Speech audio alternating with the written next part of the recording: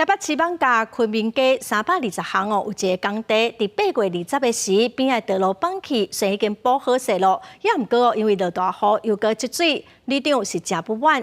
监管处表示讲，这是一个都市更新案，并无受到新法规的规范，所以针对排水系统无特别的要求，也毋过考虑到公共安全，因会来要求建商都要甲排水系统做好。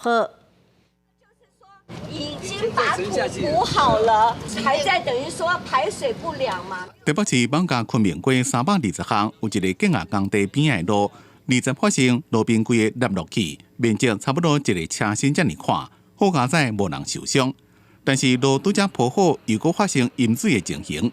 里长讲，对建商处理代志的态度真不满。天坑当天我来现场，负责人就跟我说落大雨啦，地基掏空啦，这无立即的危险，这无虾米啦？难道出了事情，有人出事才叫做有事情吗？不管是大建商、小建商，包括里长们，我们要尽的是社会责任，不要等到发生事情再来想说这责任归咎于谁。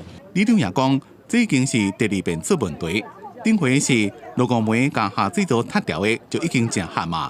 希望市府好好监督所有的工程。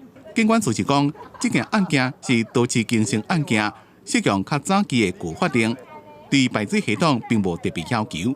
但是这件案件涉及到公有土地加私有土地共同开发，具有公共安全的考虑，会要求建商先做好排水系统。针对个案，我们会要求建方承造人这边先把这个区域的排水系统先把它做完整。